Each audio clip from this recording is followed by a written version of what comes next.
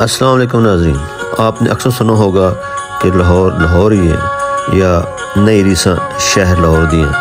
پرانا لاہور کتنا خوبصورت تھا، یہ جاننے کے لیے آپ کو ایک بار ڈیلی گیٹ جانا ہی ہوگا۔ پرانے شہر کو بحال کرنے کا سفر جو 2007 میں شروع کیا گیا تھا وہ اب کسی حد تک مکمل ہو چکا ہے۔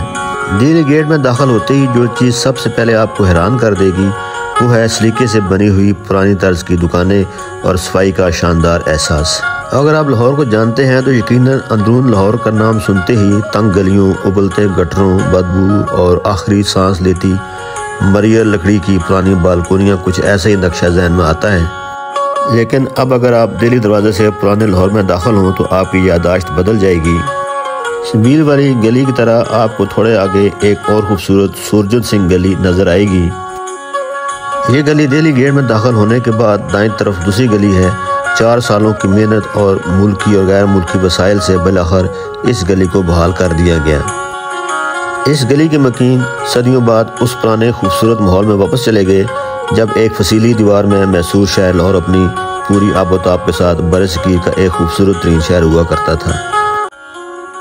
گلی سورجن سنگھ کی بحالی کے بعد کئی سال تک یہ سیاحوں کی نگاہ کا مرکز رہی، لیکن حال ہی میں اچانک اس کے سامنے آنے والی تصویروں نے سوشل میڈیا پر ایک بھونچال برپا کر دیا۔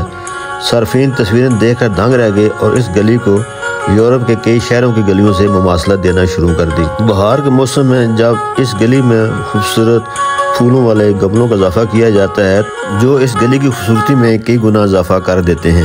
جب سے یہ گلی مکمل ہوئی ہے دنیا کے بے شمار سیاح اس گلی کو دیکھنے آ چکے ہیں اور مسلسل آتے رہتے ہیں، اور اس علاقے میں رہنے والے لوگوں کے بجلی اور گیس کے مسائل بھی اس گلی کے مکمل ہونے سے حل ہو چکے ہیں۔ یہ گلی سورجن سنگھ کے نام سے منسوب ہے جو پیشے کے اعتبار سے حکیم تھے۔ تقسیم برصغیر سے قبل حکیم سورجن سنگھ اسی گلی میں رہتے تھے۔ گلی سورجن سنگھ جدت اور اقدامت کا حسین امتزاج ہے۔ یہاں ہر وقت سیاحوں کی آمد و رفت جاری رہتی ہے۔ وال سٹی اتھارٹی نے یہاں سیاحوں کے بیٹھنے کے لیے بھی انتظام کر رکھا ہے اور ان کی تفریح طبع کا سامان بھی مہیا کرتی ہے۔ اس علاقے کے رہائشی بتاتے ہیں کہ گلی سورجن سنگھ کی بحالی سے قبل یہاں کے مکینوں کو کوڑیوں کے بھاؤ گھر بیچتے دیکھا، لیکن اب پوش علاقوں کے مکین یہاں منہ مانگے داموں پر گھر خریدنا چاہتے ہیں۔ اس گلی سورجن سنگھ کے ساتھ متصل اور بھی گلیاں ہیں جنہیں تنگ گلیاں کہا جاتا ہے، اور اتنی تنگ ہے کہ ایک آدمی ایک وقت میں وہاں سے مشکل سے ہی گزر سکتا ہے۔ اسی گلی کے آخر میں تھوڑا آگے جائیں تو بائیں جانب دوسری گلی میں مغلاں دا کھو بھی دکھائی دیتا ہے جو 1727 عیسوی میں میاں محمد سلطان کے منشی نظام الدین نے تعمیر کرایا تھا۔ میاں محمد سلطان ٹھیکیدار کی 4 منزلہ حویلی بھی سورجن سنگھ گلی کے ساتھ متصل دوسری گلی کے آخر میں موجود ہے۔ انہی میاں محمد سلطان ٹھیکیدار نے لاہور کا ریلوے اسٹیشن، اس کے بعد یہ دہلی دروازہ کو انگریز سرکار کے دور میں دوبارہ تعمیر اور دوسری کئی ایک حویلیاں اور عمارتیں اور ریلوے کا سسٹم اور ریلوے کے ساتھ ساتھ جو ریلوے اسٹیشن بنائے گئے تھے وہ زیادہ تر میاں محمد سلطان ٹھیکیدار کے دور کے بنائے ہوئے ہیں۔ تاریخ یہ بتاتی ہے کہ میاں محمد سلطان ٹھیکیدار کے منشی نظام الدین کو خیال آیا کہ ان کے محلہ کوچہ درزیاں میں لوگوں کو پینے کے پانی کی کمی کا سامنا رہتا ہے۔ اس سوچ کا آنا تھا کہ انہوں نے اپنی رہائش گاہ کے بیرونی حصے میں ایک کنواں کھدوا دیا۔ چھوٹی اینٹ سے تعمیر کیے گئے اس کنویں سے پانی تو حاصل کیا ہی جاتا تھا، تو ساتھ ساتھ اس کی ٹھنڈک سے کمروں کو بھی ٹھنڈا رکھنے کا انتظام کیا جاتا تھا۔ آج اس کنویں کی تعمیر کو 200 برس ہو چکے ہیں۔